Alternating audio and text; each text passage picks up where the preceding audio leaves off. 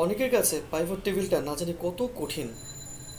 আমাকে এই পর্যন্ত কতজন ফ্রেন্ড বা কতজন কলিগকে জিজ্ঞেস করেছে যে আচ্ছা পাইভট টেবিল কি এতই কঠিন, বা পাইভট টেবিল কি খুব কঠিন কিছু। আমি আসলে তখন সামান্য একটু ঈষণ কোণ হাসি দিয়ে বলি যে না রে বাবা, পাইভট টেবিলটা অতটা কঠিন না। কিন্তু আপনাকে পাইভট টেবিলটা বুঝতে গেলে আপনাকে পাইভট টেবিলতে কী কী করা যেতে পারে সেটা তো আপনাকে অবশ্যই জানতে হবে। কারণ আপনি যদি না জানেন বা আপনি যদি না বোঝার চেষ্টা করেন, পাইভট টেবিল কেন পুরো এক্সেলটাই আপনার কাছে কঠিন বলে মনে হবে।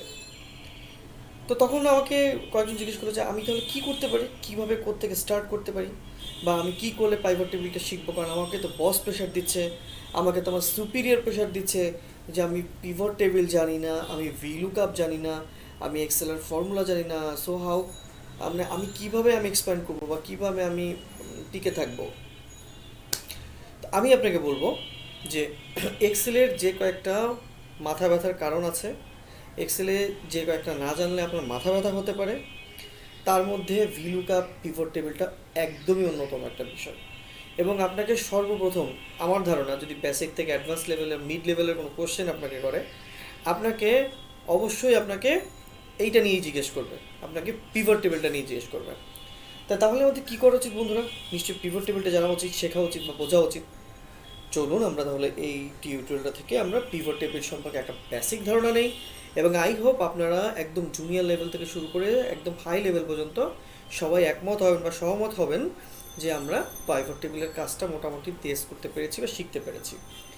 চলুন বন্ধুরা, কথা না বাড়িয়ে আমরা শুরু করি। তবে শুরু করার আগে একটা ছোট রিকোয়েস্ট আপনাদের কাছে থাকবে, সেটা হচ্ছে যে আমার চ্যানেল যদি আপনাদের কাছে ভালো লাগতে শুরু করে, বা আমার এই টিউটোরিয়ালগুলো যদি আপনাদেরকে সামান্য পরিমাণ সাহায্য করতে সক্ষম হয়, please subscribe my channel please.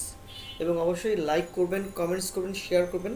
তাতে হয় কি, আমি অনেক বেশি অনুপ্রেরণা বোধ করি একটা নতুন নতুন জিনিস শেখানোর ক্ষেত্রে। বন্ধুরা, একটু লম্বা স্পিচ হয়ে গেল, আমি সরি যে স্পিচটা লম্বা হয়ে গেছে। আর ডিলে করবো না, এখন আমরা চলে যাব হোয়াট ইজ পিভট টেবিল এবং পিভট টেবিলে কী কী করা যেতে পারে। আপনারা এখানে ড্যাশবোর্ডে একটা জিনিস দেখতে পাচ্ছেন, আমি এটাকে ড্যাশবোর্ড হিসেবে কাউন্ট করে নিচ্ছি আপাতত।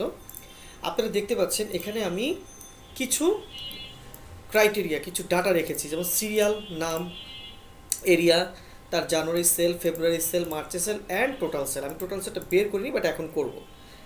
আমি 10জনকে জাস্ট অ্যাজ এ স্যাম্পল হিসেবে নিয়েছি, এই র্যান্ডামলি আমি নিয়েছি। এখান থেকে আমি বের করব যে এক্স্যাক্টলি পিভট টেবিলটা দিয়ে আমি সহজভাবে তার টোটাল ক্যালকুলেশন বের করব।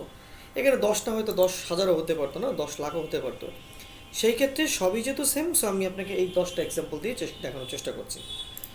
দেখুন, পিভট টেবিল করতে গেলে আগে আমাকে টোটাল সেলসটা বের করতে হবে না? তো টোটাল সেলসটা বের করতে কী হবে, আমার মনে আছে সূত্রটা, জানুয়ারি, ফেব্রুয়ারি, মার্চ থেকে একদম এই পাশে টেনে কী করেছিলাম, কিবোর্ড থেকে অল্টার সমান প্রেস করেছিলাম। তাহলে দেখুন টোটাল সেলসটা কিন্তু এখানে বসে গেল।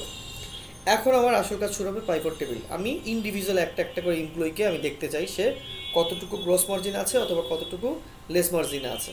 এটা অনেকগুলো ফর্মুলা দেখা যায়, ফর্মুলা আছে, আপনার অনেক ধরনের ফর্মুলা দেখানো যায় ঠিকই, বাট আলটিমেটলি আমার কাছে মনে হচ্ছে যে পিভট টেবিলটা আপনাদের জন্য একদম আক্ষরিক অর্থে একটা ড্যাশবোর্ড হিসেবে কাজ করবে।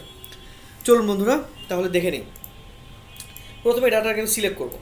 সিলেক্ট করার পর আমি ইনসার্টে চলে যাবো, গিয়ে জাস্ট কিছুই না, পিভট টেবিল থেকে পিভট টেবিলটা সিলেক্ট করবো।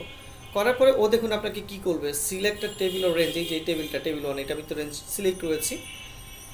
Choose where you want the pivot table reports to be placed, I mean pivot টেবিলটা কোথায় গিয়ে সেভ হবে সেটা আপনাকে বলতে বলা হচ্ছে, যে নতুন ওয়ার্কশিটে দেখতে পাচ্ছেন না এক্সিস্টিং ওয়ার্কশিটেই দেখতে পাচ্ছেন। আমরা সবাই নতুন ওয়ার্কশিটেই পিভট টেবিলটা দেখি। ওকে ক্লিক করে ওকে দিয়ে দিলাম। দেখুন কী অবস্থা হয়। কি অনেকে কী কিছু অপরিচিত মনে হচ্ছে যে কী ব্যাপার, এটা কী আসলো, এখানে ধরলে এখানে ওরকম হচ্ছে, কোনো লেখা টাকা নাই, কোথায় চলে গেল, সব আছে, কোনো জায়গায় কিছু যায়নি। দেখুন আমি যদি সিরিয়াল নাম্বারটা যদি রো লেভেলে নিই, দেখুন সিরিয়াল নাম্বার 1 থেকে 10 করেছে।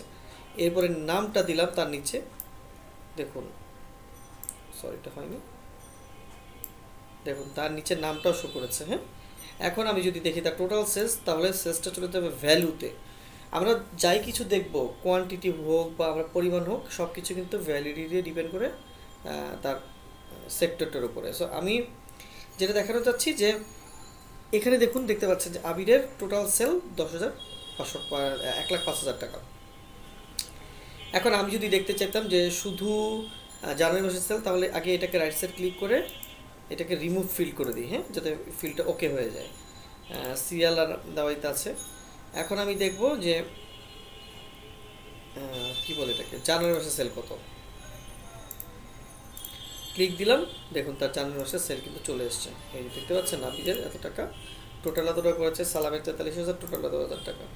তো এখন বন্ধুরা আমি আরেকটা যেটা শেখাবো সেটা হচ্ছে পিভট টেবিলের সবচেয়ে গুরুত্বপূর্ণ অংশ, সেটা হচ্ছে আপনি এখানে কীভাবে মানে কী বলে স্টাইলটাকে চেঞ্জ করবেন বা ফন্ট চেঞ্জ করবেন। আপনি অ্যাজ ইউজুয়াল আপনি এখান থেকে হোমে গিয়েও করতে পারেন, কোনো সমস্যা নেই। আপনি আপনার যেটা বেটার মনে হবে আপনি পিভট টেবিলতে করতে পারেন। এখন যদি জানুয়ারি মাসে সেলসটা বসালাম, এখন ফেব্রুয়ারি মাসে সেলসটা বসাবো। আচ্ছা এখানেই বসালাম, এখানে দিলে হবে, হবে না তো মনে হয়। তাহলে আমি কী করবো, ওই পাশটা নিয়ে যাব। আচ্ছা দেখুন, তাহলে টোটালসটা বেরোচ্ছে। এখন আমার কাউন্টিং করবে যে 25,000 টাকার অ্যামাউন্ট কয়বার আছে। দেখুন প্রত্যেকটা অ্যামাউন্ট কয়বার আছে লিখে দিয়েছে। আমি টোটাল সেলসটাকে যদি নিয়ে আসি এখানে, তাহলে দেখুন টোটাল সেলসটাকেও দেখিয়ে দিবে। এই যে টোটাল সেলসটা দেখিয়েছে দেখুন, আবিরের জানুয়ারি, আমি ফেব্রুয়ারিটা নিয়ে আসি এখানে, ফেব্রুয়ারি নিয়ে আসছি, মার্চ নিয়ে আসি, ফাইন। দেখুন তাহলে ডিটেলস কিন্তু মোটামুটি আমরা বের করে ফেললাম। হ্যাঁ, পিভট টেবিল দিয়ে আমরা পিভট টেবিলটা আরেকবার সাজাই, আমরা এটাকে কাট করে দিই। আপনাদের বোঝার সুবিধার জন্য দুইবার করে প্রত্যেকটা জিনিস দেখাই, কারণ আপনারা মন দেন না তো, এই জন্য সমস্যাটা হয়। যাই হোক আমি আরেকবার যাচ্ছি, কন্ট্রোল, সেটা খোলাই আছে কেন। এখন আমি চাচ্ছি এটাকে উঠিয়ে দিই, না এটার দরকার নেই, আমি পিভট টেবিলটা আবার ডিলিট। এখন আমি চাচ্ছি এইটার মধ্যে পিভট টেবিল হোক, সো এটাকে সিলেক্ট করলাম, করে আমি ইনসার্টে গেলাম, গিয়ে পিভট টেবিল ক্লিক করলাম, পিভট টেবিল আসলো। আমি নিউ ইয়র্ক শিটে ক্লিক করা অবস্থায় একটা নাম দিয়ে আমি সেভ করে দিলাম। তাহলে দেখুন কী সুন্দর আলাদা আলাদা চলে এসছে। এখন আমি এখানে নেম দিলাম, তারপরে দিব আমি হচ্ছে এরিয়া,